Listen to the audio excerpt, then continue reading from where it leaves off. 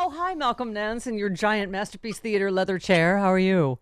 Hello, Steffi. Yes, and I have my coronavirus management cup today Nice. because that's how chiefs lead things, I right? okay, I saved this story for you of all these layers of chaos and you've seen the Navy captain letter, right? Oh The my captain God. of a nuclear aircraft carrier, the USS Theodore Roosevelt, is begging for help while the coronavirus quickly spreads among the crew. Yeah, a ship. What a great place to try to contain. So between 150 and 200 sailors have tested positive for coronavirus on a carrier of more than 4,000. His letter said, "We are not at war. Sailors do not need to die. If we do not act now, we're failing to properly take care of our most trusted asset, our sailors." Um, this is just another layer of just criminal negligence, right?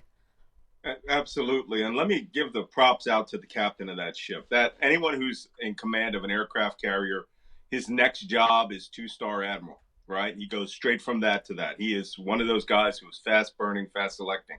This man knew what he was doing by allowing the contents of that letter to leak. He was sacrificing his career for the lives of the 4,000 sailors that he had on the ship.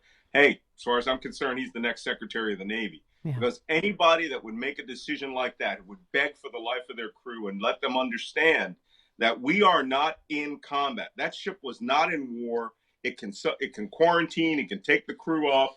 You can isolate. You can go to a skeleton crew. We do it all the time. But the fact is that the military in some quarters is really far behind because they haven't received the proper directives. You have to understand their directives come from the White House through the Secretary of Defense to the Secretary of the Navy and on down. This captain understood that good order and discipline of his ship and the lives of his crew were at risk. Because believe me, I've been on a carrier, I've been on many carriers. They're not as big as you think when you're talking about pestilence, Right. right? When you're talking about a disease that is invisible, where the guy in the chow hall right behind you can't be 6 feet behind you, right? They just don't have the space for that. Right. And you could be getting that virus for 2 weeks. There's just no way to do it. And since they're on a ship, they're not in combat, they're not going to get the test. Yeah. Our main hospitals aren't even getting the test. So this is a disgrace. Yet another in a series of disgraces foisted upon us by the moron in chief. Yeah. Well, I mean, it reminds me too. Speaking of ships, we were talking about just the difference in Republican and Democratic governors and the price we're all going to pay, and how long this is going to go on, how many deaths we're going to pay in, how long this is going to go on. We were talking about DeSantis, who's now blaming New York, who still hasn't done a lockdown, who's trying to do this ridiculous patchwork thing now. He initially let a ship dock with people with corona, just let them go. Didn't I mean? It's not about. And now there's another ship that wants to dock with Americans, and he's like, no, no, no. I mean, you don't. That's not how you manage this, Malcolm. You don't go. You can just drift out to sea forever. I mean, you Look, do it safely. You disembark the Americans that have coronavirus and take care of them. You don't like. Sorry, look, that's my this clean phone. I incompetence, apologize. yeah, this incompetence amongst Republicans is rampant. And I'm sorry, I've been watching Glenn Kirshner. I'm sure he's if he hasn't come on, he's going to come on and he's going to Yesterday, do his yesterday. yesterday was it? Yep. Okay, Didn't mean has to he yell his done his? name out. I'm sorry. We need to hold them accountable. Yep. And I really think that someone needs to start a coronavirus accountability project where we start taking the names of the people who have shown abject incompetence, because you know how they do it. They will, when this is all over and done with, or we've gotten through the worst of it, they will each claim that they saved the nation. And, it sort of reminds me of the way, General Ulysses S. Grant was treated in the Civil War, which every time he would win a battle, all his, generals would say he was a drunk. He didn't do anything. I did everything. Look, we don't have a Lincoln here to sort this out. Okay. We have the worst of the worst options as leadership in the United States right now. And that's why you have the governors taking the lead. But DeSantis in Florida has just been criminally negligent. Yeah, the one governor that he points out is doing a great job yesterday in the press conference. And gives him 3 times the amount of Mhm. materials Thank you. that states like Michigan and Michigan and Washington State are begging for their lives. And Trump openly says, because they need to be more sympathetic to me, they need to be more apologetic to me. He is killing American citizens with his incompetence. And anyone that doesn't believe that, right, is just blind to this whole He thing. sent us It was broken. He sent us broken ventilators in California.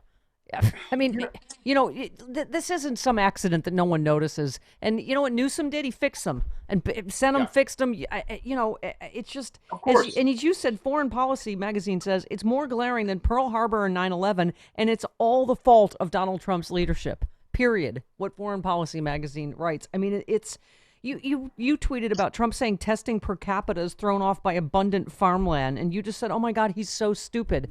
I mean, Malcolm, if you look at the graphs, there is no number or statistic that that can cover the truth that we have had the worst response in the world to this, right? Of course, you look at the graph, we are skyrocketing above Italy. China is in the middle ground because they knew what to do and when to do it, even if they may be lying about the numbers. It doesn't matter. Right. We are awful. Yeah. And, Donald Trump was notified this in late December. He was briefed again in 2nd of January, if I'm not mistaken. And he was still, by the middle of February, calling all of this a hoax. This incompetency has to be accounted for. Yeah. If there is a Republican, and this is why everybody needs to make sure that there is a Democratic president, a Democratic House, and a Democratic Senate elected this November, because the stakes are now your life. Yeah. Yeah. It's No, not a joke anymore. We can't get away with laughing at the buffoon. Your parents' lives are now at risk. Your children's lives are now at risk. You can't afford to be a Bernie bro or go out there and say, I'd rather not vote than vote for Trump, or there's no difference between the two parties. Look, the reason swine flu didn't get out of control is because they jumped onto it with both feet. And Trump is still out there trumpeting that swine flu was an abject disaster. I don't recall the entirety of the United States being locked in its house for months. This isn't going for 2 weeks, people. Yeah. This is going to happen for months. Yeah, we were just talking about them freaking out over Obama's response to Ebola, and I don't know, Travis, if you found the number. I mean, it's in single digits, Malcolm. The number of people we lost to Ebola. Two American deaths because Obama handled it so well. That's why we don't remember any of them. So fast that where you get it, where you have to control it, is at its source. Ebola, Marburg virus, all these other hemorrhagic fevers, they're killed too fast. They are not what we call nation killer diseases. This one is not either. But what it is it's novel. It has never been seen before. And other viruses are going to come after this. Look, I've called on the Biden campaign publicly to come right out and say, we need a re-engineering of government when this is done. Mm-hmm. The next administration has to prepare itself for a nation killer version of this virus. Yeah. Right? This is going to kill many of us, but the incompetence. I recommend the Department of Health and Human Services needs to change to the Department of Health and Human Defense, because what it does, we don't care about it. But Malcolm, the problem is it's Trump. His Department of Health and Human Services, as you know, ran simulations called Crimson Contagion, which warned exactly of what's happening and told them you are not ready. Ignored. And how about this latest one? Rachel Maddow tweets, in addition to the ventilators, Health and Human Services haven't told them to send anywhere. DOD, Department of Defense, also has more than a dozen labs that could process COVID-19 tests. They offered the labs to HHS for civilian use more than 2 weeks ago. HHS never bothered to put them to use. It is, yeah. Go ahead. Another thing that I've actually brought to the attention of the Biden team. It's not just the U.S. military labs that belong to USAMRIID, which is the Army Institute for Infectious Diseases. If you watch the movie Outbreak, you will get a great primer into how that organization works. Just doesn't have Dustin Hoffman. So, and they're not going to bomb anybody. Right. But there are also hundreds of bio research labs right now that are lying dormant that have not been drafted into this thing. Look, if I were commander-in-chief or if I was chief-in-chief, believe me, the first thing I would do is I would nationalize LabCorp and Quest Diagnostics, and I would put them under the control of the CDC. These are the two private testing labs that do all your lab work. That wasn't done. They went up and they stood on the stage with Trump a month ago, and still none of the tests are happening. If they're happening at the local level. Where are these two supposed supergiants of lab testing? They're not there. Bill Gates wrote an op-ed yesterday in the Washington Post where he talked in 2015 about a global pandemic as a nation killer and how we need to be prepared. Well, he also said it's not too late. A lot of people warned us. Yeah, where we're going to go is where we're going to go. And I want every one of you out there to stay safe and safeguard your families. Here's where I wonder if there's a turning point, Malcolm. Maryland Governor Larry Hogan, Republican, rejected Trump's claim there's no longer a shortage of tests, calling the assertion just not true and warning that no state has enough tests. I mean, this is going to become a point where it cannot be partisan. He said, NPR said to him, President Trump is suggesting the testing problems are over. He said, yeah, well, that's just not true. He's the head of the National Governors Association. He said, I know that they've taken some steps to create new tests, but they're not actually produced and distributed out to the states. So it's an aspirational thing. No, I mean, yeah, if wishes were horses, rides would be free, right? I mean, we would all at this point have a pony and a unicorn if you listen to Donald Trump. But this is what happens when you're led by a pathological liar. The man cannot tell the truth. Yesterday, he was forced to tell the truth, but only in the context where it was made clear that it would be a win if he lost 150,000 to 200,000 Americans, as opposed to the Donald Trump number, which is 1.2 to 2 million Americans. And he saw that as some sort of victory. Yeah. There should be no victory. There should be full accountability. And believe me, I'm sort of in the Donna Brazil school of these people shouldn't be allowed to sit in a Mexican restaurant in times like these without people giving them a piece of their mind. We are at a point in American history where, by the way, this isn't Pearl Harbor. Pearl Harbor wasn't an intelligence failure. We knew we were going to war with Japan. Our code breakers were on it. What happened was the Japanese just stopped transmitting, disappeared, and showed up at Pearl Harbor.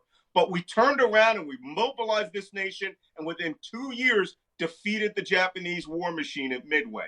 And it was all downhill from there. It wasn't 9/11. 9/11 was a surprise attack by 19 men.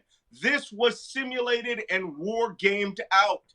The national security of the United States. I wrote in The Plot to Betray America, my last book, how these people were monetizing national security for their own purposes. And that Donald Trump's character, if you go to the last book, the last chapter of my book, where I write about the character of the president and how that is the thing that keeps us between, fair winds and following seas and disaster. We have disaster is now upon us. Yep. And by the way, we are the heroes we're going to have to wait for, because washing our hands, hitting that Purell, and keeping your family off the streets is how we're going to save this country. Yeah, exactly. That's the thing. What they were asked of, my dad, the World War II generation, that they're asking us to stay your fat ass home and watch Netflix is not that big a sacrifice, right? No. I mean, and as you say, you tweeted about Diamond and Silk. It's like now it's not just funny. All these right wing buffoons, you're going to get us killed.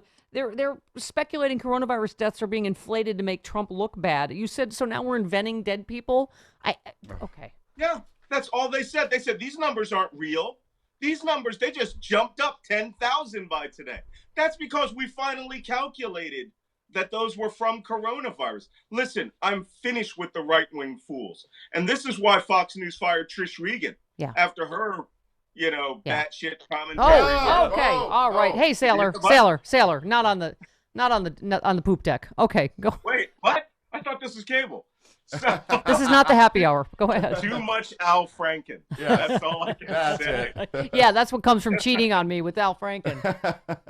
All right. All I'm saying is that she was fired due to the legal liability that she exposed Fox News to. Yeah. And now, as people die, they are going to hold these agencies that said there was nothing wrong with this accountable. Thank So you. be prepared. Yeah, Louisiana should sue for them not sharing the intelligence that would have told them to cancel Mardi Gras. I mean, on and on and on. Anyway, love you, Malcolm. Oh my God, what's I all in love that? you What's all. in that big case behind you? Is that like old sports trophies and things? It's Oh my beautiful God! Well, wood. Bin Laden's. I actually have Osama Bin Laden's prayer stand Oh, and one of wow. his prayer rugs.